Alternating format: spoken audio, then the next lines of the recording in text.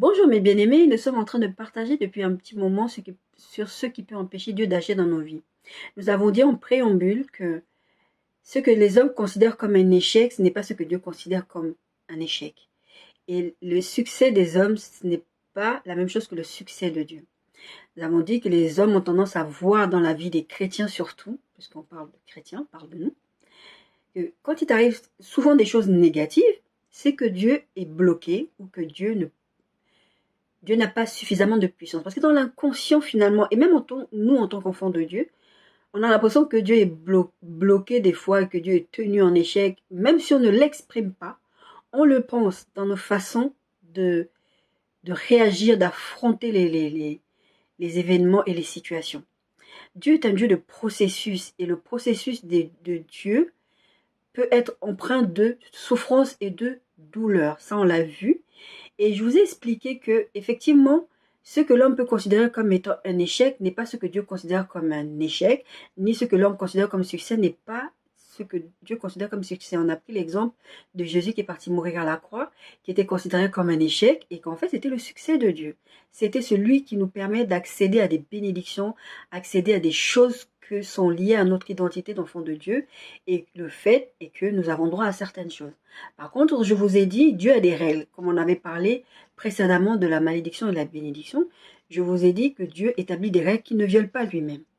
C'est-à-dire que même s'il veut te faire du bien, parce que tu lui as demandé quelque chose, si tu es en train de violer ses lois, il ne va pas te les donner. Et nous avons partagé sur plusieurs points, nous sommes arrivés au point numéro 13. Je vais récapituler un peu ce qu'on a déjà vu sans forcément rentrer dans les détails. S'il y a des explications ou quelque chose que je vais partager, je le dirai, mais on a déjà, c'est pour ça que je prends le temps de faire en plusieurs parties, parce qu'on est déjà rentré un peu plus en profondeur dans plusieurs points, dans tous les points qu'on a vus jusqu'à présent. Donc, en numéro 1, ce qui peut empêcher Dieu d'agir dans nos vies, c'est le péché en général dans le sens de rater la cible. En numéro 2, on a vu l'ignorance et la mauvaise compréhension des réalités spirituelles et la mauvaise interprétation de la parole de Dieu. Si tu ne comprends pas les réalités spirituelles, si tu comprends pas, tu interprètes mal la parole de Dieu, les promesses qui sont liées à toi, à ton identité d'enfant de Dieu, tu ne vas pas les comprendre et tu ne vas pas les recevoir parce que tu ne les comprends pas ou tu les interprètes mal. Par exemple, je vous ai pris, je crois, l'exemple du fait que Dieu appelle à un appel sur la vie de plusieurs personnes. Quelqu'un peut ne pas être au bénéfice d'une prédication ou de quelque chose qui va lui faire du bien parce que Dieu va, par exemple, appeler une femme pour prêcher et toi, tu as une mauvaise interprétation de la parole de Dieu. Tu vas dire non, les femmes ne prêchent pas parce que c'est écrit comme ça dans la Bible. Alors, tu ne comprends pas les contextes. Ensuite, en numéro 3, on a parlé de l'immaturité. On a parlé de l'exemple du fils prodigue de son frère que je disais, les deux sont immature. L'un parce qu'il a dilapidé toute sa fortune, l'autre parce qu'il était là, il agissait comme un employé de la maison, au lieu de profiter de ce qui lui appartenait en tant qu'enfant de la maison. On a parlé de numéro 4, les forteresses mentales et spirituelles et les blessures de l'âme. Je vous disais que des fois on se met dans des choses négatives et on reste dans ça.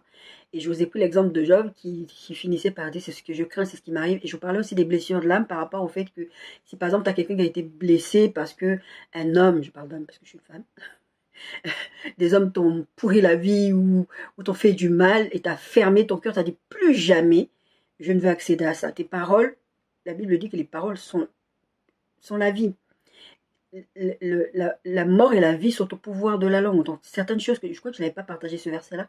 Donc certaines choses que tu vas dire vont agir dans ta vie à un moment donné.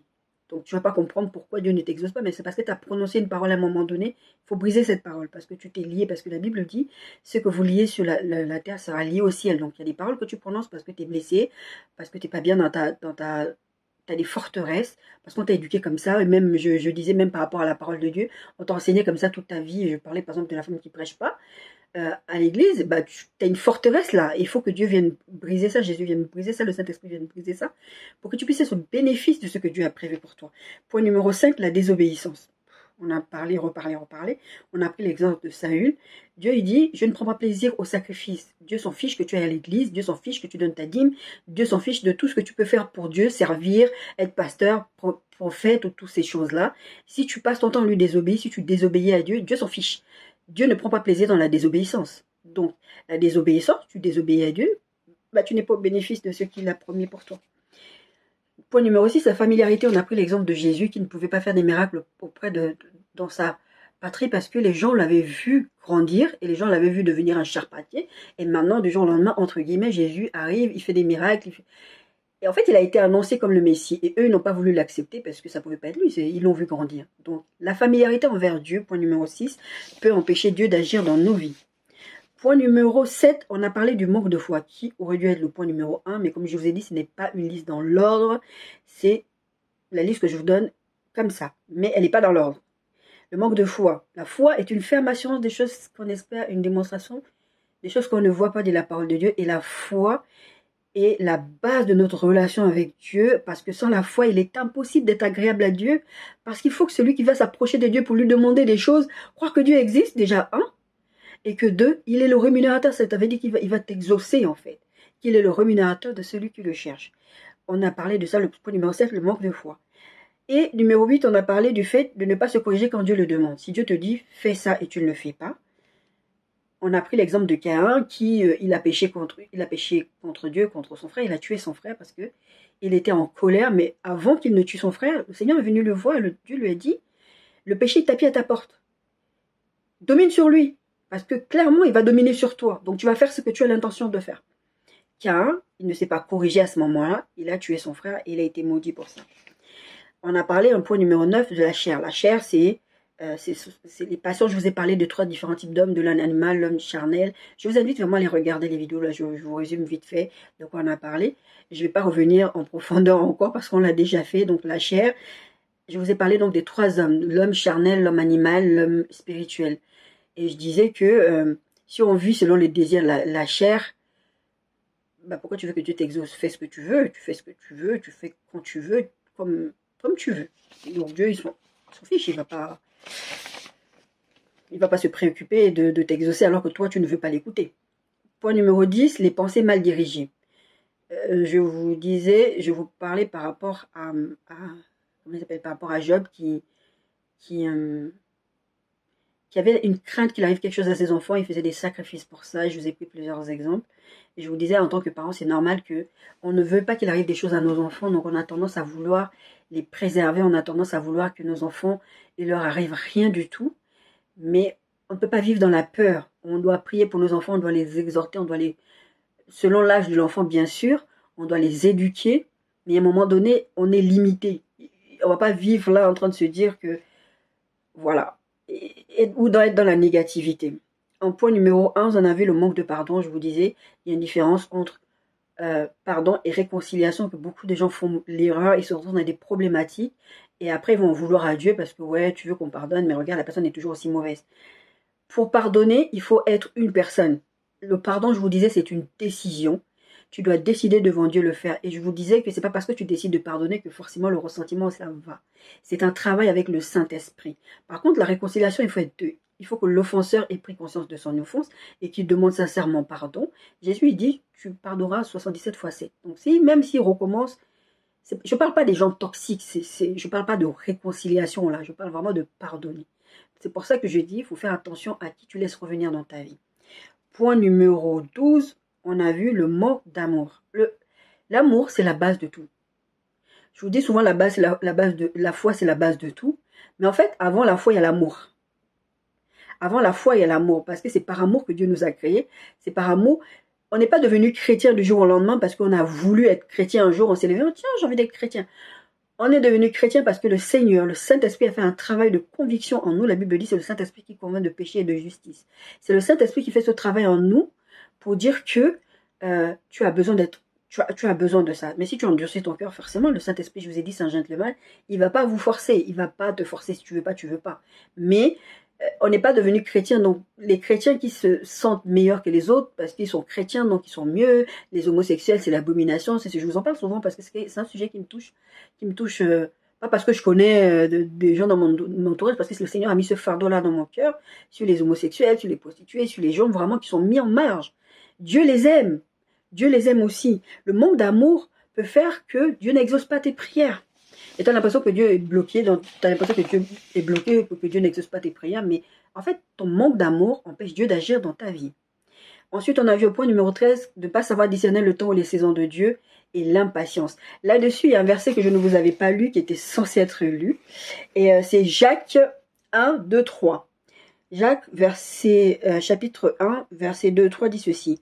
Mes frères, considérez comme un sujet de joie complète les diverses épreuves que vous pouvez rencontrer, sachant que la mise à l'épreuve de votre foi produit la patience. Mais il faut que la patience accomplisse une œuvre parfaite afin que vous soyez parfaits, accomplis et qu'il ne vous manque de rien. Ça, c'est le verset 4. Je vous ai lu du verset 2 au verset 4. La patience va nous préserver. La patience va nous aider. Le fait de savoir discerner les temps de Dieu va nous permettre de nous focaliser sur la mission que Dieu nous confie, va nous permettre de rester tranquille. C'est dans le calme et la paix que sera votre salut, la Bible le dit. Et sincèrement, si tu ne sais pas discerner le temps, donc du coup tu vas faire des choses parce que tu es impatient, parce que c'est très souvent dans le cas où Dieu t'a révélé quelque chose, et tu n'as pas forcément donné un temps, tu sens, parce que les émotions, je parle souvent d'émotions aussi, tu as l'impression qu'il y a une sensation d'urgence. Ça m'est déjà arrivé plein de fois où le Seigneur me dit un truc, il y a une sensation d'urgence, et j'ai l'impression que c'est maintenant alors que ce n'était pas maintenant en fait. Bon, ça n'avait pas beaucoup d'incidence, mais quand ça a une incidence, c'est là que ça peut devenir dangereux. Je vous prenais l'exemple du fait de résilier par exemple son bail. Dieu te dit tu vas déménager à tel endroit, et toi tu résilies ton bail parce que Dieu te l'a dit, et tu vas te retrouver dans la rue, et tu ne vas pas comprendre, tu vas dire mais Dieu avait dit que. Mais il faut savoir discerner le temps et la saison de Dieu. Il faut savoir le discerner. Et ça, il y a quelqu'un qui m'a posé la question sur Instagram et j'ai disais en fait, je me disais mais comment discerner la saison de Dieu? C'est pas le propos du message, mais rapidement, c'est passer du temps d'intimité avec Dieu. Quand vous êtes, je vous en parlerai toujours, je vous ai dit que c'est ça le but de cette chaîne. Passer du temps d'intimité avec Dieu, passer du temps dans la parole de Dieu. Et en fait, quand vous allez passer ce temps-là à être avec Dieu, vous allez savoir comment Dieu communique avec vous. Et quand c'est la saison, vous allez savoir. Il y a des choses où des fois le Seigneur va lui-même vous dire. Par exemple, des fois dans les rêves, ça m'est arrivé que le Seigneur m'explique bien le rêve, qu'est-ce que ça veut dire, alors que c'était très symbolique, et je ne comprenais rien du tout. Mais dans le rêve, il m'explique, il me donne des détails, il me donne des dates. J'ai une soeur, c'est pareil. Le Seigneur, quand il lui parle, il dit à telle date, telle chose, telle chose. Et il y a des fois, le Seigneur ne vous donne pas des dates. Le Seigneur ne vous donne pas des dates, donc c'est à force de marcher avec lui que vous savez que vous savez que vous savez, en fait. Il y a des choses, à un moment donné, il y a des actions à mener, même les actions que Dieu te demande. Je vous disais, par exemple, dans le cadre par exemple, du travail, envoie des CV. Dieu va descendre du ciel pour envoyer des CV. Et remettre tes entretiens dans la bouche entre les mains du Seigneur, etc. Et ça, je n'avais pas parlé, mais je profite de l'occasion que je revienne dessus pour le dire. Envoie des CV. Tu cherches un logement, tu veux que Dieu te conduise quelque part, Dieu te dit, tu vas déménager, tu vas aller dans le sud de la France, par exemple. Fais une demande de logement, en fait. Ou cherche un logement et fais ce qu'il a fait. Et tout ça, tu remets entre les mains de Dieu, puisque lui, il a parlé, il va agir, il va faire ce qu'il faut pour que les choses se passent dans le temps qu'il faut. Et on s'était arrêté au point numéro 13. Donc, on s'était arrêté au point numéro 13, qui était ne pas savoir discerner le temps ou la saison de Dieu. C'est quand même un point très important de savoir discerner le temps, parce que c'est Habakkuk 2, je vous disais, qui dit ça, parce que Dieu te promet quelque chose et ça n'arrive pas et tu attends et tu attends. Il y a des fois, Dieu vous dit ça des années, mais des années avant, et vous avez l'impression que Dieu vous a oublié. Et on va venir au point numéro 14 qui est l'oubli. Vous avez l'impression que Dieu vous a oublié, Dieu vous a promis, Dieu vous a oublié. Point numéro 14, l'oubli. Dieu n'oublie pas. Dieu donne une parole et il sait ce qu'il est en train de faire. Avec le discernement de la saison de Dieu, l'oubli peut être une raison que Dieu n'exauce pas tes prières. En fait, dans l'oubli, c'est pas que Dieu n'exauce pas ta prière, c'est qu'il y a un temps où Dieu va agir. Et là, c'est pour ça, ça se rejoint un peu avec le point précédent, le point numéro 13, c'est le ne pas savoir discerner. Mais l'oubli, c'est très spécifique parce qu'il y a des choses que Dieu va accomplir, mais il faut que tu ailles demander. Il t'a promis, mais il faut que tu ailles demander. On avait parlé déjà par rapport à l'exemple de Daniel. C'est Daniel, je vous inviterai à aller lire Daniel 9. Dans Daniel 9, Daniel, en fait, il réalise que, mais attends, Dieu avait dit qu'on était on allait partir en déportation, qu'on allait vivre ici parce qu'on a péché, ça. Mais il a dit qu'il y avait 70 ans, en fait, à partir de telle date pour que... Mais là, il y a un problème. Comment ça se fait qu'on n'est pas délivré, qu'on n'est pas sorti de cette situation? Et Daniel se met à supplier Dieu. Daniel, je vous invite vraiment à aller lire Daniel 9. Daniel se met à prier, à supplier Dieu, à demander déjà pardon pour le péché parce que ils étaient là, ils étaient en déportation parce qu'ils avaient péché contre Dieu. Mais Dieu avait dit, ok, vous allez partir en déportation, mais vous allez être délivré au bout de tant de temps. Dieu avait donné un temps. Et Daniel s'est levé dans la prière pour dire, mais attends, tu avais dit à telle période, ça devait arriver. Mais si Daniel n'avait pas dit, Dieu n'allait pas exaucer. C'est pas parce que Dieu a promis que Dieu va faire, en fait. Dieu va faire, mais à un moment donné, il faut que tu ailles réclamer aussi tes droits. Et c'est valable d'ailleurs pour beaucoup de choses. vous avez des droits et si vous ne les réclamez pas, je prends l'exemple en France. En France, on a la CAF, on a tout plein de choses. Et si vous regardez des fois les informations, ils disent qu'il y a plein de gens qui ne bénéficient pas de certaines choses parce qu'ils ne vont pas les réclamer. Donc toi, tu ne sais pas que tu as droit peut-être à l'APL, tu as droit au RSA, tu es là en train de galérer parce que des fois, si les gens, c'est la fierté. On verra tout à l'heure. Des fois, si les gens, c'est la fierté. Mais il y a des fois, des gens, peut-être parce qu'ils ont échoué déjà un refus, tu as fait, je me rappelle dans le circuit avant, tu fais une demande d'APL, et on te refuse. Donc tu te dis, c'est pas la peine, je ne demanderai plus, parce que mes revenus, en principe, ils ne changent pas. Mais bon, les choses de l'administration, des fois, ça change.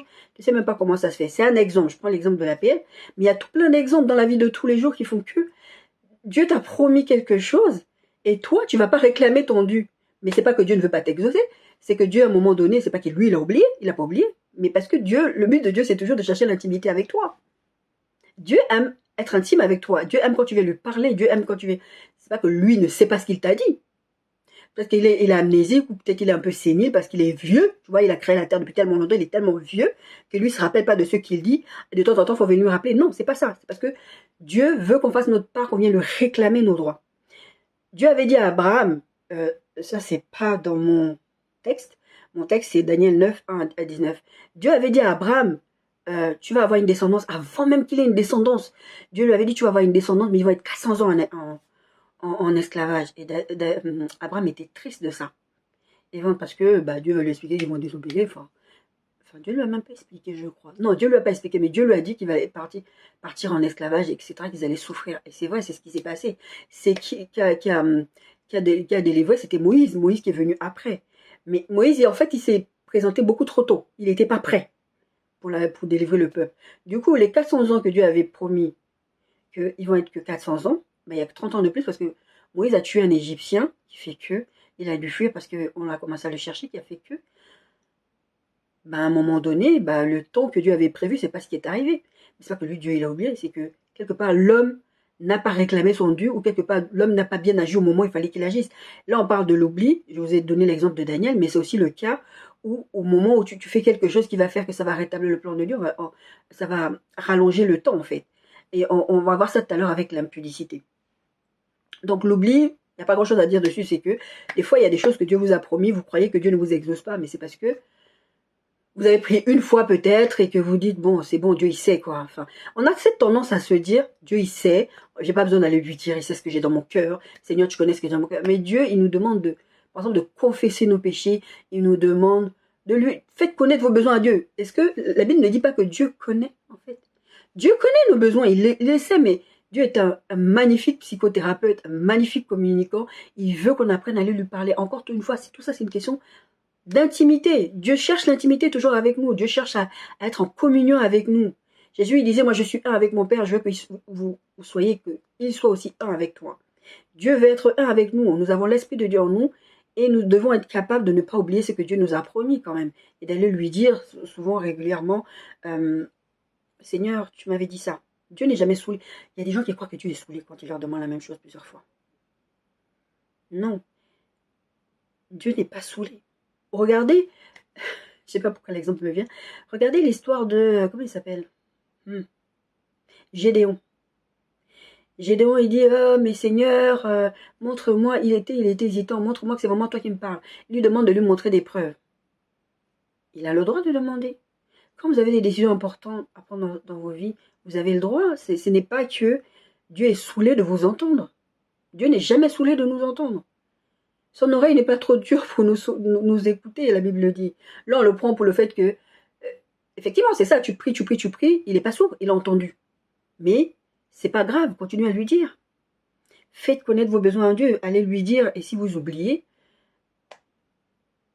vous n'allez pas être au bénéfice de ce que Dieu a promis, parce que vous avez juste oublié d'aller lui demander, comme Daniel. Je vous invite vraiment à aller lire Daniel 9, versets 1 à 19. Numéro 15, les mauvaises intentions. Alors là, ça rejoint le point de l'amour. Je vous disais, la base, c'est l'amour. Il y a des gens, je vais vous parler de temps spirituel, il y a des gens qui croient que ils vont aller demander quelque chose à Dieu avec un mauvais cœur et Dieu va les exaucer. Jacques 4,3 dit ceci. Vous demandez, vous ne recevez pas parce que vous demandez mal dans le but de satisfaire vos passions. Si tu vas dire au Seigneur, Seigneur, permets-moi d'avoir des paroles de connaissance précises. Paroles de connaissance, c'est de savoir les choses. Bref, on en parlera un jour. Normalement, bon, paroles de connaissance, ça veut dire ce que veut dire. Ça veut dire que Dieu te donne une partie de sa connaissance, il te donne des informations qui concernent le passé et le présent. Le futur, c'est une prophétie. Il te donne une partie de sa connaissance pour que tu sois capable de savoir. Par exemple, il va te dire, telle personne vit telle situation, ou telle personne commet tel péché. C'est une parole de connaissance. Tu n'as aucun moyen naturel de le savoir. Naturellement, c'est quelque chose qui existe, mais toi, tu n'as aucun moyen naturel de le savoir. Il y a des gens qui demandent des choses à Dieu dans le but d'assouvir leur passion, de satisfaire leur passion, dit la parole de Dieu. Comme par exemple, tu es jaloux parce que Dieu a donné une voiture à quelqu'un, tu es jaloux parce que Dieu a donné un tel don. Dans le ministère, c'est un truc de dingue. Le Seigneur m'avait dit ceci, tous ceux qui te feront le bien dans le ministère ne te voudront pas du bien. Ça fait peur quand on entend ça. Ça veut dire qu'il y a des gens qui sont dans le corps de Christ, j'ai déjà expérimenté ça, et je sais que je n'ai pas fini d'expérimenter ça, qui sont jaloux, qui sont envieux, qui ont des mauvaises... Et ces gens-là, des fois je me demande s'ils sont vraiment convertis. Est-ce qu'ils sont vraiment sauvés? Parce que moi, ils me font peur. Ils me font peur, pas dans le sens où j'ai peur d'eux. Ils me font peur dans le sens où, sinon, ils vont finir où? Est-ce que les gens se rendent compte, quand tu es contre Dieu, tu vas te confronter à Dieu à un moment donné et tu peux perdre ton éternité bêtement parce que tu es jaloux. Si tu demandes à Dieu des choses dans le but de satisfaire tes passions, Dieu ne va pas t'exaucer. Donc, ne va même pas... Sonde-moi, oh Dieu, c'est David qui disait ça. Sonde-moi, oh Dieu, et connais mon cœur, éprouve-moi et connais mes pensées. Je n'arrive pas à retenir le... Je sais pas, Psaume 119, ça. Je n'arrive pas à retenir la référence de ce texte. Demandez au Saint-Esprit de vous sonder. La Bible dit que le Saint-Esprit sonde même les profondeurs de Dieu. Donc si Dieu a des choses à te reprocher, le Saint-Esprit le sait, le Saint-Esprit peut te le dire. Demande au Saint-Esprit de venir te sonder, dire, Saint-Esprit, est-ce que quand je demande ce que je suis en train de demander, vous savez, en général, vous savez, moi je sais, il y a des choses si je demande à Dieu, ça m'est déjà arrivé, et ma soeur elle est au courant, on en a déjà parlé plusieurs fois, ça m'est déjà arrivé de dire, mais Seigneur, pourquoi est-ce que moi tu ne me parles pas comme tu lui parles à elle? Et elle, pareil, elle va dire, Seigneur, pourquoi tu ne parles pas à moi comme tu parles à Nadia? Toutes les deux, on a l'impression que Dieu est exceptionnel avec nous, alors qu'en fait, c'est juste de la comparaison, la jalousie, l'envie, quelles que soient les raisons pour lesquelles tu fais des prières à Dieu qui ne sont pas motivées par l'amour, par la pureté de cœur, garde ton cœur plus que tout, la parole de Dieu dit ça, bah, Dieu va t'exaucer. Donc, c'est même pas la peine de lui demander. Donc, on a dit, numéro 15, les mauvaises intentions comme la jalousie, par exemple, l'envie, etc. Numéro 16, l'orgueil. Jacques 4,6 dit de ceci. Il accorde au contraire une grâce plus excellente. C'est pourquoi l'Écriture dit Dieu résiste aux orgueilleux, mais il fait grâce aux hommes. Ça, c'est le verset qu'on connaît par excellence. 1 Pierre dit 5,5 dit sensiblement la même chose. De même, vous qui êtes jeunes, soyez soumis aux anciens et tous dans vos rapports mutuels, revêtez-vous d'humilité, car Dieu résiste aux orgueilleux, mais il fait grâce aux hommes. Il arrive que des fois, vous priez des choses. Vous suppliez Dieu. C'est comme si Dieu il a mis une main derrière la porte. Pardon pour la lumière. Il a mis une main derrière la porte et vous essayez de pousser cette porte, ben Dieu te résiste. Dieu ne veut pas que tu ouvres cette porte. Dieu ne l'ouvrira pas. C'est Dieu qui te résiste. Ça veut dire que là, il n'y a pas l'ennemi, il n'y a pas quelqu'un, il n'y a pas quelque chose. Dieu, lui, il te résiste. Pourquoi? Parce qu'il est orgueilleux. Pourquoi? Le premier endroit où Dieu a vu l'orgueil, c'est chez Satan. Dieu est l'orgueil. Pareil, encore une fois, tout ce que je vous dis là, c'est pour qu'on se sonde et pour qu'on aille devant la face, de chercher la face de Dieu. Dire, Seigneur, j'ai remarqué ce petit truc là, parce que la plupart du temps, on sait. On a remarqué des choses qui ne vont pas déjà chez nous. Ça peut arriver qu'on ne sache pas, mais la plupart du temps, on a déjà remarqué des choses qui ne vont pas chez nous.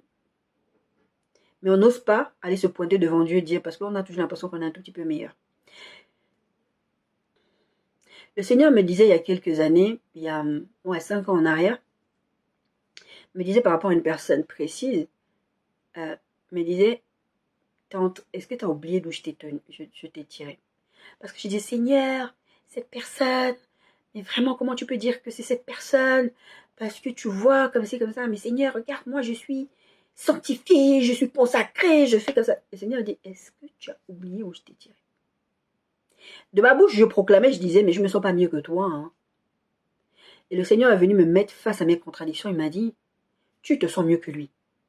Tu as l'impression que tu es beaucoup mieux que lui parce que je vous disais tout à l'heure, Quand on est chrétien, on a l'impression qu'on est des high personnes, qu'on est vraiment, on est exceptionnel. Et on oublie qu'un jour, c'est le Saint-Esprit, c'est Dieu lui-même qui est venu vers nous, qui nous a attirés vers lui. C'est lui qui a fait le premier travail. Il nous a aimé le premier, c'est pour ça qu'il nous a créés. Il nous a aimé le premier, c'est pour ça qu'il a envoyé Jésus-Christ à la croix. On n'a rien fait d'exceptionnel. On a juste répondu à son amour. Et une fois que nous, on a répondu à son amour, qu'on est sauvés, et que Dieu nous bénit, et que Dieu marche avec nous, et que Dieu nous révèle des choses, et qu'on a des paroles de connaissance, et qu'on prophétise, etc., etc., on a l'impression que les autres sont nuls. Et Dieu va te résister parce que tu vas avoir l'impression que tu es mieux que les autres. Et si tu penses que tu es mieux que les autres, c'est l'orgueil. Dieu va t'abaisser. Vous voyez l'état des scandales qui se passent aujourd'hui, comment Dieu expose les gens. Moi, j'ai dit ça depuis des années, que Dieu n'expose pas les gens comme ça parce que, tiens, il est assis sur son trône, il dit, je m'ennuie aujourd'hui, j'ai besoin de regarder une telenovela, j'ai envie de regarder un drama. Donc, allez, tiens, je vais l'exposer à un tel. Dieu te parle dans le secret. Tu sais. Dieu t'a dit, c'est entre Dieu et toi. Tu sais, Dieu t'a dit. Et Dieu te demande de te corriger. On a parlé de se corriger tout à l'heure. Et tu ne veux pas te corriger. Parce que tu penses que toi, tu es. Quand j'ai dit toi, comprenons-nous, je n'accuse personne. Moi-même, je suis passée par là. Et moi-même, je pense encore, des fois, il y a des racines. Cet esprit me reprend. C'est beaucoup plus simple de laisser Dieu te modeler. Vaut mieux, la Bible dit, humiliez-vous sous sa main puissante. Vaut mieux que vous vous humiliez sous la main puissante de Dieu, que vous demandez au Seigneur de vous sonder tous les jours et qu'il fasse ce travail-là avec vous, plutôt que lui, un jour, il vient t'expose. Il va faire un truc qui va faire que tu vas avoir tellement honte. Et au lieu de te repentir et de faire comme Pierre, t'as ruiné Jésus, tu as eu la honte et tout, tu reviens vers Jésus et puis maintenant tu sers le Seigneur, tu vas faire comme, comment il s'appelle, Judas, tu vas aller te pendre parce que, bon, la honte. Il vaut mieux que Dieu t'humilie et que tu reprennes après petit à petit dans le processus de Dieu, plutôt que Dieu te rejette. L'orgueil va faire que Dieu va te rejeter. Dieu ne veut pas voir l'orgueil chez ses enfants. Le père du mensonge, c'est le diable. L'orgueil, c'est le diable. Le mensonge, c'est le diable. Tout ça, c'est le diable. Dieu ne veut pas voir ça chez ses enfants. Tu ne peux pas être enfant de Dieu et être orgueilleux. Tu ne peux pas être enfant de Dieu et passer ton temps à mentir. Tu ne peux pas. L'orgueil, par exemple, tu as fait un mensonge. Tu as dit un mensonge. Tu as proféré un mensonge. Et Dieu va te dire, va corriger le mensonge que tu as dit. Par exemple, dans une prophétie, tu as dit quelque chose ou tu as rajouté des choses. Un jour, je vous ferai une étude sur la prophétie, sur les dons spirituels et tout ça. Et Dieu te demande d'aller corriger ce que tu as dit là parce que tu voulais te faire voir. On a parlé de ça, il y a un message, il y a quelque temps où on disait récompense ou récompense. Ben, les gens cherchent à fait à avoir une bonne image auprès des êtres humains. Donc, du coup, pour se faire voir, il va rajouter, il va faire des trucs. Et Dieu va te dire, va corriger ce que tu as dit. Mais comme toi, tu as parlé publiquement, la honte, tu ne veux pas, tu ne vas pas les corriger. Parce que l'orgueil, qu'est-ce que tu veux que Dieu fasse? Tout ce que tu vas vivre, tu vas croire que Dieu est derrière, mais Dieu n'est pas derrière. Dieu va t'exaucer. Numéro 17, l'impudicité. J'attendais avec impatience d'arriver à ce truc-là. Là, aujourd'hui, j'en rigole. Hein. Sérieusement, j'en rigole pas parce que c'est drôle, mais parce que j'ai pris du recul par rapport à ça. Mais j'avoue, quand je le vivais très très mal. Et je disais, Seigneur, je veux pas être un cas d'école. Je veux pas que tu te sers de moi maintenant pour faire des exemples, pour apporter ta parole aux gens. Mais c'est la vérité. 1 Corinthiens 6, 18, 20. Fuyez l'impudicité, quelque autre péché qu'un homme commette, ce péché est hors du corps. Mais celui qui se livre à l'impudicité pêche contre son propre corps. Ne savez-vous pas que votre corps est le temple du Saint-Esprit, qui est en vous, que vous avez reçu de Dieu, et que vous ne vous appartenez point à vous-même, car vous avez été rachetés à un grand prix. Glorifiez donc Dieu dans votre corps et dans votre esprit qui appartiennent à Dieu. 1 Corinthiens 6, 9, 11. Ne savez-vous pas que les injustes n'hériteront point le royaume de Dieu? Ne vous y trompez pas. Ni les impudiques, ni les idolâtres, ni les adultères, ni les efféminés, ni les infâmes, ni les voleurs, ni les cupides, ni les ivrognes, ni les outrageux, ni les ravisseurs n'hériteront le royaume de Dieu. C'est là que vous étiez quelques-uns d'entre vous, mais vous avez été lavés, mais vous avez été sanctifiés, mais vous avez été justifiés au nom du Seigneur Jésus-Christ et par l'Esprit de notre Dieu. Si tu as été lavé, sanctifié, justifié, tu ne peux plus vivre dans l'impudicité normalement. Et moi, je suis quelqu'un, j'avais tendance à croire, j'ai eu ma fille, je suis restée 12 ans. 12 ans, bien 12 ans. Et j'étais ce genre de chrétienne un peu religieuse, à vouloir juger les autres. Moi, j'aime bien parce que Dieu, tout le long du parcours, Dieu m'a corrigé, m'a bien corrigé, j'ai bien compris.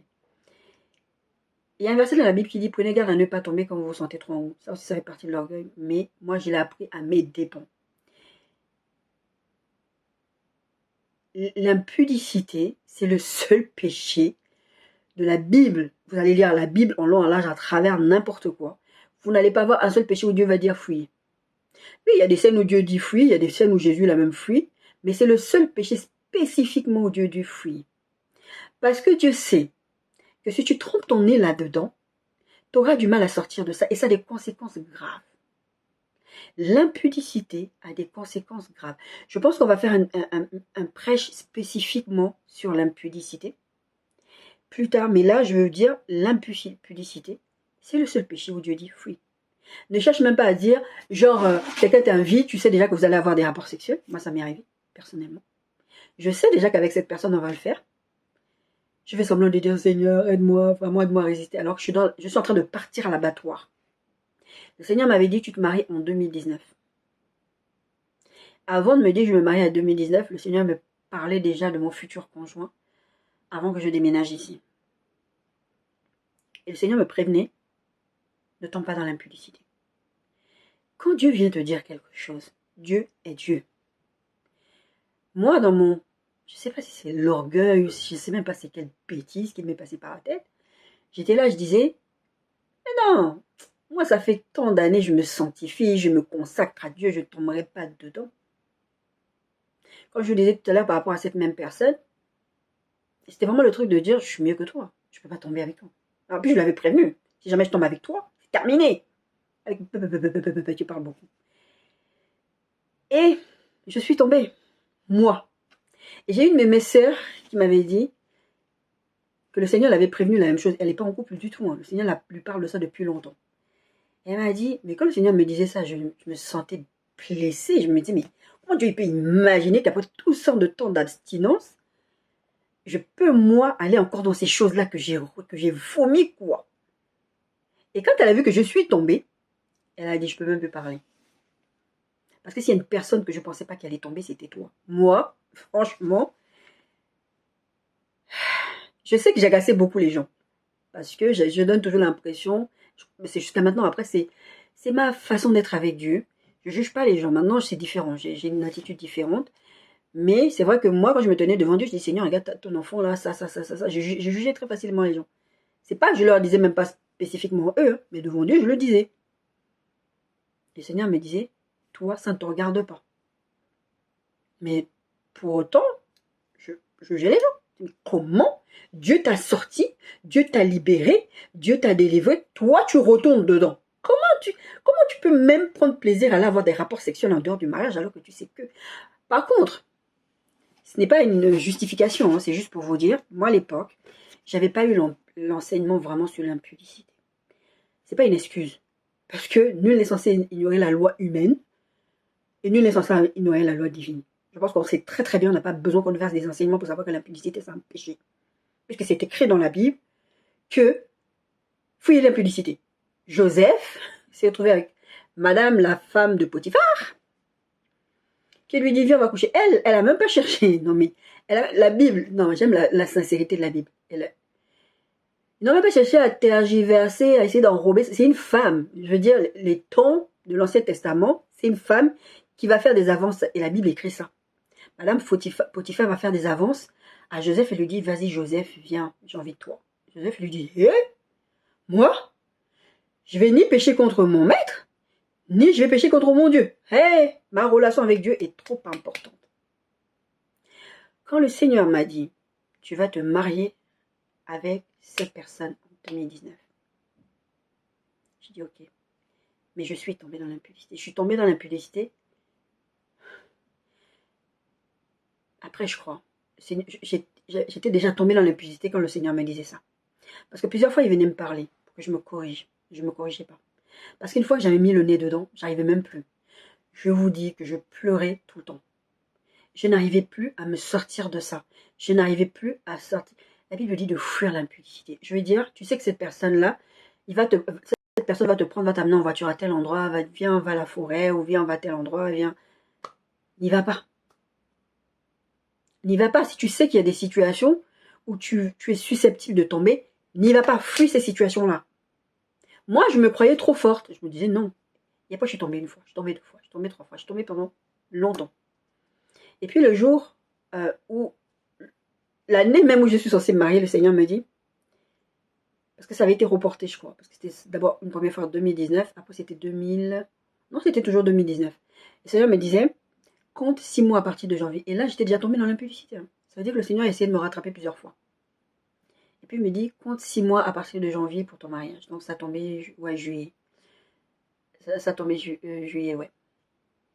Et le jour, le dernier jour de, non, le premier jour d'août, je sais qu'il y a les dépôts de bancs. Jusqu'au bout, hein, j'espérais. Je me suis dit, bon, peut-être que Dieu a dit juillet et que bon, la personne va faire sa demande et que on va le faire. Alors que Dieu me disait, pendant tout ce temps-là, il me disait, regardez les robes de mariée, etc., etc. Et quand le 1er août est arrivé, j'ai dit, Seigneur, c'est quoi ces blagues? Moi, j'aime les blagues de Dieu. Il m'a dit, c'est-à-dire, tu as lié même. Moi, je voulais que tu te maries là. J'avais prévu de travailler dans le cœur de cette personne. J'avais prévu telle chose, j'avais prévu telle chose. Et lui-même m'avait déjà prévenu, je crois, 4 ans en arrière, tu vas bientôt donner la vie. Comme dit Massy, il est bientôt de Dieu. Hein, on connaît. Ça ne veut pas dire que c'est bientôt dans un an. Bref, il m'a dit, tu as lié mes mains. J'ai dit, quoi? Tu as lié mes mains? Moi, je voulais que tu te maries. J'avais prévu que tu te maries là. Mais tu n'as fait que me désobéir. Le pire, c'est que ça ne m'a pas stoppé parce que j'avais déjà mis le nez dedans. Et aujourd'hui, j'exhorte tous ceux dans mon entourage en tout cas, qui ne connaissent, qui n'ont pas encore connu de rapport sexuel, ou qui sont dans l'abstinence, ne mettez pas votre nez là-dedans. Votre corps est le temple du Saint-Esprit. Je vous dis que le sexe, c'est comme une addiction. C'est un truc, là aujourd'hui, je suis, on va dire, restaurée. On va dire que je me sens mieux par rapport à ça. Mais je vous dis, ça a changé ma relation avec Dieu à un moment donné. J'entendais le Saint-Esprit me parler comme ça. Il y a plein de choses que je vivais, les dons spirituels, les manifestations angéliques, les dons spirituels étaient très... Ça a changé complètement ma relation avec Dieu. Et ces choses-là, je ne les vivais plus. Et aujourd'hui, je suis dans un processus de restauration. Bon, il y a aussi une part de la culpabilité qui fait qu'il y a des choses dans lesquelles je n'arrive pas à rentrer.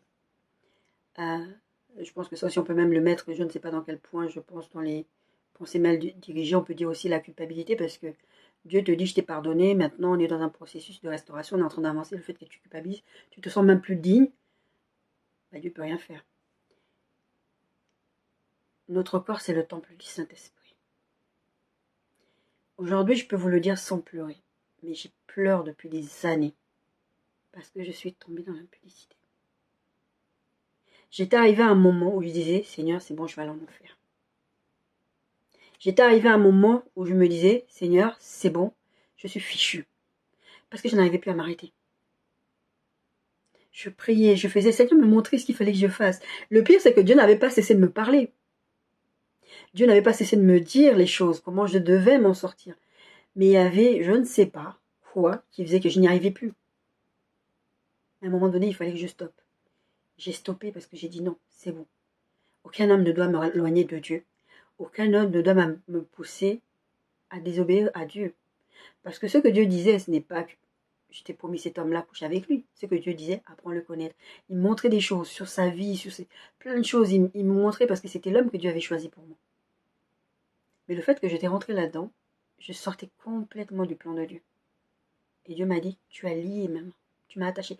C'est comme si... Allez, je reprends l'exemple que tu viens de me mettre à cœur. Merci Saint-Esprit. Samson. Samson, à cause de l'impudicité, il s'est retrouvé, on lui a coupé les cheveux, il a perdu sa force. Il ne pouvait plus rien faire. Il avait perdu sa force. On lui a crevé les yeux. Quelqu'un qui était censé être, c'est lui qui allait délivrer Israël. On lui a crevé les yeux, il était devenu la misère des Philistins. Et même Philistins, on en parle depuis plusieurs temps. Ne jouez pas avec l'impudicité, s'il vous plaît. Peut-être que vous avez l'impression que, ouais, ceux-là qu'on expose sur Internet, de leur sextape, de leur truc, ça ne vous concerne pas parce que vous n'avez pas fait de sextape. Et je vais vous dire quelque chose que j'ai dit très souvent à ma fille, que je me dis à moi-même, vous êtes sous le regard de Dieu. Vous êtes sous le regard de Dieu, c'est pas parce que Dieu ne réagit pas. Comme ça, on a lu la semaine dernière ce verset qui disait que les gens ont tendance à croire, je crois que c'était dans l'Ecclésiaste, je sais plus trop. En tout cas, les gens ont tendance à croire que comme Dieu n'agit pas illico, quand vous faites quelque chose, Dieu ne vous frappe pas tout de suite. Les gens ont tendance à croire que en fait, Dieu n'est pas si puissant que ça, ou que Dieu s'en fiche, ou que je peux continuer à vivre ma vie absolue comme je veux. Je vous assure, ne jouez pas avec le péché. Surtout pas avec l'impudicité.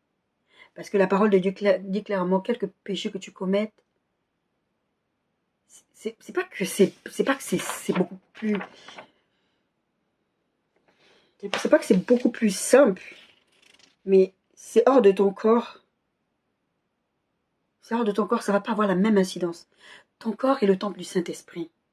Le Saint-Esprit ne va pas avoir la même relation avec toi. Imaginez, le Saint-Esprit est intime avec vous. Imaginez, vous êtes là dans votre foyer avec votre femme, votre mari. Vous trompez votre femme ou votre mari. Vous pensez que le conjoint qui a été trompé va vouloir être en intimité avec vous? Il va avoir du mal, il va y avoir un temps de restauration du mariage, etc. Parce que moi, tu me trompes, mais comment tu vas venir me toucher sous quel prétexte? Il y a quelques années, le Saint-Esprit m'avait mis à cœur cette parole qui disait, mais des fois, imaginez le Saint-Esprit. Comprenez bien ce que je suis en train de dire. Je n'ai pas dit que le Saint-Esprit, c'était un enfant. La pureté du Saint-Esprit, c'est comme la pureté d'un enfant. Ça ne vous viendra... C'est comme, hein, j'ai dit c'est comme, je n'ai pas dit c'est. Ça ne vous viendrait pas à l'idée, en tant qu'adulte responsable, de prendre votre gamin. Je sais qu'il y a des parents qui sont tordus, qui font des choses bizarres. Je ne parle pas de ça. Je parle d'un parent normalement constitué, une personne normalement constituée. Ça ne te viendrait pas dans la tête de prendre un gamin, de le poser devant la télé en regardant un film porno. Tu sais que c'est pas normal. Pourquoi nous, en tant que chrétiens, on expose le Saint-Esprit à des choses qui ne changent pas sa nature? C'est pas que moi, quand je commets l'impudicité, c'est que le Saint-Esprit devient impudique, ou que le Saint-Esprit devient un péché. Jésus s'est porté de nos péchés. Jésus s'est fait malédiction. Mais ça va changer notre relation avec Dieu. Ça va changer... On va pas être exaucé, en fait. Joseph a préféré aller en prison, et Joseph est parti en prison. Parce que Madame Potiphar l'a accusé de tentative de viol. Regarde même et tout, il m'a laissé sa tunique. Il a préféré laisser... Mais vous vous rendez compte, la tunique de Joseph, c'était la tunique que son papa lui avait donnée. C'était son truc. Je dis, c'était sa tunique préférée. D'ailleurs, je crois que c'était la seule qu'il avait. Il portait que celle-là. Il a laissé cette tunique entre les mains de Madame Potiphar parce qu'il ne voulait pas coucher avec elle. Il ne voulait pas pécher ni contre son mari, parce que c'est lui qui l'avait engagé. Malgré qu'il était esclave, il avait quand même ce tour de dire, ah non, je suis peut-être esclave, mais je n'ai pas le droit de faire du mal. Le monsieur, il est marié. Les deux sont mariés, je ne vais pas me mettre dans leur couple. Pourquoi est-ce que nous, chrétiens, nous croyons que nous avons le droit? Moi, j'entends tellement de prédications, et je vous dis, je ne juge personne, parce que moi-même, je suis passée par là. Mais c'est pas parce que je suis passée par là, ou même si je n'étais pas passée par là, que je ne peux pas prêcher là-dessus. Une fois, j'avais dit au Seigneur, Seigneur, comment tu veux me dire à quelqu'un? Parce que le Seigneur, en plus, plusieurs fois, il m'envoie aller donner des paroles à des gens concernant l'impudicité, alors que moi-même, j'étais dans l'impudicité. Et je lui disais, mais Seigneur, je suis qui, moi, pour aller donner les paroles? Je suis dans le même délire.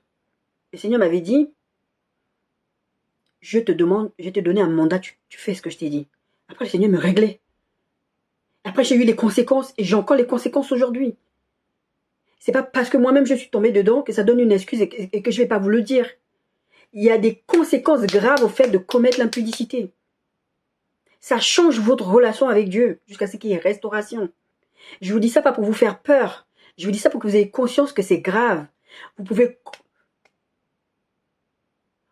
pouvez contracter des maladies sexuellement transmissibles au-delà de l'aspect naturel, mais vous pouvez contracter aussi des maladies spirituellement transmissibles. Vous pouvez vous retrouver dans des situations où vous chopez les malédictions de gens, où vous chopez les trucs qui étaient censés arriver à une personne, ça va t'arriver à toi parce que tu as couché avec une autre personne.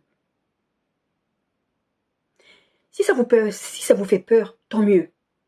Si ça peut empêcher quelqu'un de vivre ce par quoi moi je suis passée, les pleurs, tout ça. Parce qu'on a tendance à croire que parce que personne n'est au courant. Dans le corps de Christ, le Seigneur m'en a parlé beaucoup, m'a beaucoup enseigné là-dessus. Il y a plein de gens qui se marient en étant des âmes pudiques. Parce qu'ils pensent que personne ne sait. Des fois, ils vont venir, la fille est déjà enceinte, début de grossesse, ils accélèrent le mariage. Après, c'est genre, le bébé est né avant terme. Non, c'est faux. C'est juste parce qu'ils ont commis l'impudicité, au lieu d'avouer et de demander pardon à Dieu et avancer et arrêter. Arrêtez ce que vous êtes en train de faire. Je vous dis, ça n'en vaut pas la peine. Ça n'en vaut pas la peine. Je me rappelle, je suis tombée très très jeune. Je voulais faire plus de points aujourd'hui, mais pour moi, l'impudicité, c'est un point qui est important. Et je veux vraiment rester là-dessus. Je suis tombée très jeune dans la pornographie. Parce que je suis tombée sur des trucs dans la maison où j'habitais, j'étais enfant. Ce truc est resté dans ma tête toute ma jeune enfance jusqu'à l'âge adulte. J'avais un mauvais fonctionnement. Je suis tombée sur j'étais face à des prédateurs parce que j'ai été exposée à la sexualité trop tôt. Et ça, c'est le travail du diable, de faire en sorte que les gens soient exposés à ces choses-là très très tôt, comme ça après tu as du mal à sortir. Ça devient, je vous parlais de l'impudicité, des rapports sexuels, mais la pornographie c'est la même chose, ça devient une addiction. Je me rappelle quand j'ai donné ma vie à Christ, je continuais à regarder des films porno. Par contre, moi je bénis le Seigneur parce que j'ai ce caractère, Dieu m'a donné, c'est peut-être lié justement à l'appel sur ma vie, que c'est peut-être pour ça que j'ai plus facilement que je n'ai pas de mal à dire certaines choses. Pas parce que j'en suis fière, mais parce que je pense que c'est important de mettre en garde les autres. Je suis convertie, je sers le Seigneur dans une église locale et je continue à regarder du porno. Mais quand je rentre chez moi, je pleure. Je dis à Dieu, Seigneur, c'est bon, j'en ai marre. Dès que je passais un moment difficile, que ce soit des attaques, que ce soit des épreuves, tout ce que tu veux, l'ennemi venait me dire, regarde un film porno, ça va te faire du bien. Et le pire, c'est que je le faisais parce que je ne savais pas comment m'en défaire. Et je savais que j'ai commencé à prier là-dessus, prendre des temps avec Dieu, dire Seigneur. Et j'ai commencé à accuser Dieu. J'ai commencé à dire à Dieu, moi je t'ai donné ma vie, tu me délivres pas de ce truc, pourquoi? Pourquoi je vais continuer là-dedans? Seigneur, par contre, contrairement au fait que je l'ai bloqué pour le mariage, là il m'avait rien dit. Mais Seigneur, travaillez. C'est quelque chose qui est dans ton cœur, qui est dans tes pensées, dans ton corps, dans ta chair depuis l'enfance. Ça va pas partir comme ça. C'est pas comme ça. Et le Seigneur a commencé à faire ce travail de restauration. Et du jour au lendemain, je me suis rendu compte que pendant 6 mois, je n'avais pas regardé un seul film porno. J'ai dit, parce que je me rappelle que ça m'arrivait des fois, je dis, Seigneur, c'est à cause de toi, je regarde ce que je suis en train de faire. Ou des fois, tu te mens à toi-même, tu regardes un film porno, tu es là, tu dis, oh, les pauvres gens, vraiment, ils sont en train de pécher contre Dieu. Je vous assure, je vous dis tout ça. Parce que je sais qu'il y en a beaucoup qui passent par là et qui se mentent à eux-mêmes. Ceux qui se marient et sont des impudiques, et ils vont juste se marier et dire, oui, bon, la Bible dit, il ne faut pas... L'apôtre Paul a dit, si vous brûlez, mariez-vous. Donc, bon, comme on est en train de brûler, on est en train de brûler toutes les étapes. C'est pas grave, marions-nous, comme ça au moins on va continuer à faire ça. Vous croyez que quand vous allez prier, Dieu va vous exaucer? Et des fois vous êtes là, des femmes qui n'enfantent pas, plein de choses qui se passent dans le foyer, vous savez même pas que c'est parce que vous avez commencé mal, vous ne vous êtes pas repenti devant Dieu. Se repentir et renoncer et dire je ne reviendrai pas. C'est très très difficile, je vous le dis. Hein. Pornographie, ça a duré longtemps. Et pendant des années, j'y regardais plus ça. Et il y a quelques années, j'ai connu vraiment des moments cailloux, comme j'ai dit, et je suis retombée. Mais comme la blague. Comme la blague. C'est comme un alcoolique, quand on dit un alcoolique. En fait, tu vois, c'est alcoolique à vie. C'est ce qu'on lui dit. Ne t'approche pas de l'alcool. Parce que le corps a la mémoire des choses. La tête a la mémoire des choses, le cœur a la mémoire des choses, l'esprit a la mémoire de tout. L'âme a la mémoire des choses. Ça, c'est ce qu'on appelle les liens de l'âme. Tu n'arrives pas à t'en débarrasser. C'est quelque part, c'est l'âme. Ton âme, en fait, c'est ton âme qui va être... Ton esprit est régénéré tout de suite, mais ton âme, non. Ton âme, il va falloir l'éduquer. Ton âme, ça c'est le Saint-Esprit qui m'avait enseigné ça. L'âme, c'est comme un enfant. Tu vas devoir lui apprendre à ne pas faire certaines choses. Mais au début, ça va être difficile. C'est comme tu enseignes n'importe quoi à un enfant. Tu vas répéter, des fois punir. Mais ça va prendre du temps. Et l'histoire de la pornographie, je suis sortie de ça. Un jour, je suis retombée dedans. Parce que j'étais dans un moment de faiblesse. Parce que j'étais dans un moment où j'étais mal, je suis retombée dedans.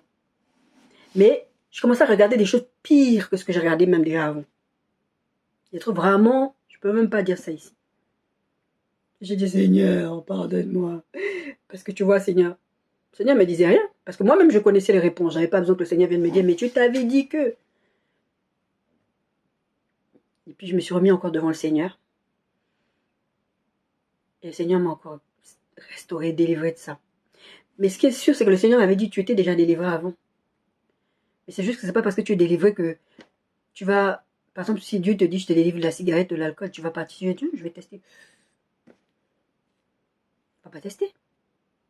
Va pas te mettre dans un truc qui va t'emmener à pécher contre Dieu. Et qu'après tu vas dire, ouais mais Seigneur, tu me délivres pas. Et maintenant, vous savez ce qui m'arrive? Parce que l'ennemi, c'est ça son travail. Comme il sait que l'âme a la mémoire des choses, et comme il sait que je suis déjà tombée, et que c'est une de mes faiblesses, quand je passe, c'est surtout quand je passe vraiment des moments, mais ça n'a rien même à voir avec la sexualité. Hein. J'ai perdu mon cousin, je vais avoir des problèmes financiers, n'importe quoi qui va se passer, l'ennemi va dire, regarde un petit porno, ça va te faire du bien.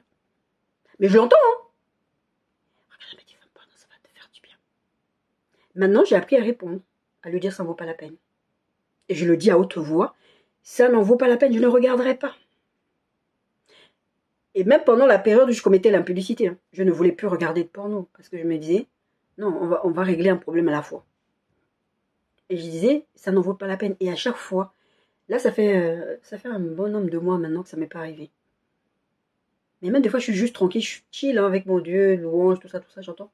Un petit porno, ça va te faire du bien, ça va te détendre. T'es quand même une femme, t'as des besoins. Et moi, tout de suite, quand ça se passe comme ça, je ne le dis pas dans ma tête, je ne le dis pas dans mon cœur, je l'exprime à voix haute, je dis ça n'en vaut pas la peine, je ne le ferai pas.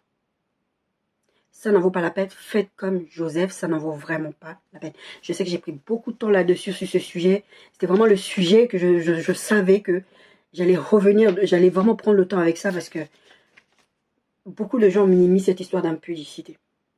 Vous trouvez quelqu'un vous étiez censé recevoir une bénédiction, quelqu'un d'autre va prendre une bénédiction parce que vous avez couché avec.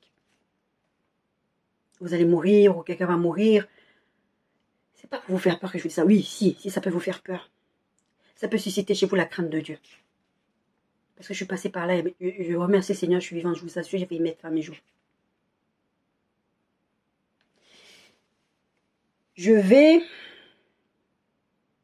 Je ne sais pas si j'aborde ce sujet, si je vais l'aborder. Point numéro 10, le manque de persévérance. Là, on va le voir, par exemple, la Bible dit, Matthieu 7, 8 dit, demandez et l'on vous donnera, cherchez et vous trouverez, frappez et l'on vous ouvrira, car quiconque demande reçoit, celui qui cherche trouve et l'on ouvre à celui qui frappe. Jésus, il dit 3 choses, demandez, cherchez, frappez. Il y a des fois que tu n'es pas exaucé, parce qu'au lieu de demander, tu cherches. Parfois, au lieu de frapper, tu demandes. Il faut faire les choses dans l'ordre. Si tu ne demandes pas, si tu ne frappes pas, si tu ne cherches pas, ça fait partie de la persévérance. Si tu ne persévères pas, il y a des choses où Dieu va nous demander de persévérer. Luc 18, 1, 8 dit ceci. Jésus leur adressait une parabole pour montrer qu'il faut toujours prier et ne point se relâcher. Il dit, il y avait une vieille, dans une ville, il dit verset 2, il y avait dans une ville un juge qui ne craignait point Dieu et qui n'avait d'égard pour personne. Il y avait aussi dans cette ville une veuve qui venait lui dire, fais-moi justice de ma partie adverse. Pendant longtemps, il refusa la dame, en fait, elle venait lui casser la tête. Mais ensuite, il dit en lui-même, quoique je ne craigne point Dieu et que je n'ai d'égard pour personne, néanmoins, parce que cette femme m'importune, je lui ferai justice, afin qu'elle ne vienne pas sans cesse me rompre la tête. Le Seigneur ajouta, attendez ce que dit le juge inique, c'est comme ça qu'il a appelé dans cette parabole le juge inique. Et Dieu ne fera-t-il pas justice à ses élus qui crient à lui jour et nuit? Et tardera-t-il à leur égard? Je vous le dis, il le fera promptement justice, mais quand le Fils de Dieu viendra, trouvera-t-il la foi sur terre? Éphésiens 6, 18. Faites en tout temps par l'Esprit toutes sortes de prières et de supplications. Je vous ai pris l'exemple de Daniel tout à l'heure, il suppliait Dieu. C'est pas un truc, il est venu, il a prié une fois, il est parti. Veillez à cela avec une entière persévérance et priez pour tous les saints. Je vous ai lu tout à l'heure Jacques 1, 2 à 4. L'épreuve de la foi va produire la persévérance. Mais il faut persévérer. Des fois, vous faites des prières à Dieu, vous êtes fatigué. Parce que des fois, il y a des choses, vous priez, ça dure des années. Vous avez l'impression que Dieu est devenu sourd, qu'il ne vous entend pas. Dieu, il a un temps. Dieu, il te demande, continue, prie. Il dit, lui, ce juge inique-là, il s'en foutait de Dieu, il ne craignait pas Dieu. C'est juste parce que la dame, elle lui a cassé la tête. Je vous ai dit tout à l'heure, c'est pas que vous cassez la tête à Dieu, c'est que Dieu met en place un système avec vous pour que vous soyez intime avec lui. C'est pas parce qu'il n'entend pas, c'est pas parce que il est sourd et que tiens, il est sénile un tout petit peu. Ah non, j'entends pas, il faut que tu répètes encore un peu. Non, c'est pas ça, c'est qu'il y a des cas, il faut demander, il faut chercher et il faut frapper. Si vous ne persévérez pas dans la prière, forcément, vous allez passer à côté de Dieu. Le jour où on va se tenir devant Dieu, je vous assure, vous allez demander des trucs à Dieu. Il va dire, mais moi, moi j'avais agi dans ce sens. Il y a un exemple, je vais prendre le temps de donner cet exemple-là. C'est un truc que je voyais depuis quelques temps, mais il y a quelques années, je l'avais vu sur les réseaux sociaux. Il y a une dame ou un monsieur, je sais plus, qui était dans un bateau. Et oui, qui était la mer. Qui était dans la mer, qui avait, je sais pas, il y avait un naufrage. Je sais pas si c'est une histoire vraie ou c'est encore un mythe. En tout cas, l'histoire, elle est belle, donc je la raconte. Et il était dans l'eau. Et priait, Seigneur, sors-moi de là, Seigneur, sors-moi de là. Le Seigneur a envoyé plusieurs personnes. Un bateau, un autre truc. Mais je sais pas, la personne attendait Dieu dans une réaction précise. Je sais pas si la personne voulait que Dieu descende du ciel. À la fin, il s'est noyé. Et quand il s'est retrouvé devant Dieu, il dit à Dieu, mais pourquoi tu m'as pas sauvé? Le Seigneur lui dit, je t'ai envoyé un bateau, je t'ai envoyé ceci, je t'ai envoyé cela. Mais parce que des fois, on attend Dieu qu'il agisse d'une certaine façon dans un certain temps. Et on parle de persévérance. Mais tout à l'heure, on parlait aussi avant de manque de discernement du temps de Dieu, du temps prophétique. Et ça, en fait, quand vous ne savez pas persévérer dans ce que... C'est pas parce que Dieu est venu te promettre un truc que tu dois juste te stopper. Il y a des choses que Dieu vous promet, vous n'avez rien à faire, vous devez juste attendre de le louer et glorifier Dieu pendant tout ce temps-là. Mais il y a des choses, il faut persévérer. Seigneur, Seigneur. Ça, on peut le mettre même avec l'oubli. Bon, l'oubli, c'est bien spécifique encore, mais on peut le mettre avec l'oubli. L'oubli et le manque de persévérance, mais c'est deux choses différentes. Mais c'est la même chose. Si tu ne viens pas, tu ne casses pas la tête de Dieu, mon bien-aimé, ma bien-aimée. Tu ne casses pas la tête de Dieu. Si Dieu te demande de persévérer, si Dieu te demande de frapper, de chercher, de demander, mais demande, mais cherche. Plusieurs fois, le Seigneur, je demandais d'autres trucs. Ah, mais Seigneur, machin, machin. Et le Seigneur m'avait dit, mais sois audacieuse. Demande. Demande-moi. Et moi, je dis, mais personne ne m'a jamais enseigné ça. C'est le Saint-Esprit qui m'a enseigné ça. Et je dis, mais c'est bizarre quand même. Normalement, quand on prie, Dieu, il exauce. Et puis on nous dit qu'on prie. Et puis Dieu, il dit, non. Mais des fois, on n'ose même pas. On n'ose pas, entre guillemets, casser la tête à Dieu. Parce que non, tu vois, Seigneur, il y a des gens qui ont des problèmes pires que moi. Et Dieu m'avait dit, demande. Moi, j'avais dit, Seigneur, moi, tu vois, tu me dis, va en Bretagne. Moi, tu vois, je veux être à côté de la mer. Mais bon, comme tu vois, les gens là-bas qui sont déjà, ils sont prioritaires. Mais moi, je ne peux pas être prioritaire parce que je viens de la région parisienne. Je commence à raconter n'importe quoi dans mes prières. Le Seigneur m'a dit, sois audacieux dans ta prière, demande. J'habite à côté de la mer. En voiture, c'est 5 minutes, je crois. Non, ouais, 5 minutes, même pas. Et en bus, c'est 6 minutes. Soyez audacieux, demandez, cherchez, frappez, et le Seigneur va vous récompenser. Donc, toutes ces choses qu'on a vues aujourd'hui, on a l'impression que Dieu n'exauce pas nos prières, mais c'est pas que Dieu n'exauce pas nos prières, c'est parce qu'à un moment donné, il y a des choses qui font que ça bloque. Ça bloque. Et Dieu, je suis en train de noter pour pas me perdre la prochaine fois. Ça bloque. On a vu aujourd'hui, à partir de la partie, on a vu, pardon, à partir de 13, on a dit que ne pas savoir discerner le temps, non, à partir de 14, on a vu l'oubli aujourd'hui, on a vu les mauvaises intentions, numéro 15, numéro 16, l'orgueil, l'impudicité, on a vu le manque de persévérance aujourd'hui, en plus de ce que nous avions déjà vu avant. Mais bien aimé, encore une fois, prenez tous ces points qu'on a déjà vus depuis le début, regardez avec l'Esprit de Dieu, demandez au Seigneur de vous sonder, au Saint-Esprit de vous sonder, de regarder, Seigneur, est-ce que j'ai un problème de persévérance? Est-ce que j'ai un problème de foi? Est-ce que c'est parce que je commets l'impudicité? Parce qu'il y a des gens qui croient que l'impudicité n'a aucun... Tant que personne ne sait, même si au fond d'eux ils savent que c'est pas bien, il y a des gens qui vivent leur vie de façon dissolue, ils pensent que... Bon, j'ai parlé de porno, j'ai parlé d'impudicité, l'homosexualité, tout ça, ça rentre dans le même truc. Vous pouvez penser ce que vous voulez, la parole de Dieu est claire. Moi-même, je vous parle de mes propres problèmes, je ne juge personne. Mais c'est Dieu qui dit dans sa parole. Et à un moment donné, si on est croyant, on croit que Dieu a dit quelque chose. On doit juste obéir à la parole de Dieu. Et Dieu ne nous laisse pas seuls face à nos difficultés. Je vous parlais par rapport à la pornographie, par rapport à l'impudicité ou par rapport à tout plein de choses. Dieu ne nous laisse pas face à nous-mêmes. Il nous a donné son esprit qui va nous conduire dans la vérité, qui va nous guider au quotidien, qui va nous aider à sortir de ces choses-là. Donc, sondons-nous, demandons au Saint-Esprit de nous sonder, de nous montrer où on est par rapport à tous les points qu'on a vus. Et que Dieu nous aide déjà à corriger ça. Parce que je suis sûre que dans plusieurs d'entre nous, y compris moi, nous avons beaucoup de ces points-là par lesquels soit nous sommes passés, soit que nous sommes dedans. Et Dieu veut qu'on se corrige pour qu'on puisse être au bénéfice de la croix. Et être au bénéfice de la croix, c'est aussi que Dieu réponde à nos prières. Et que nous ne nous donnons pas l'impression que Dieu n'agit pas, ou que Dieu est tenu en échec, ou que les gens se moquent aussi de nous et qui disent, bah, ton Dieu, il n'agit pas dans ta vie. Mais déjà, commençons déjà par la base. Faisons déjà ce que Dieu nous demande de faire pour pouvoir être au bénéfice.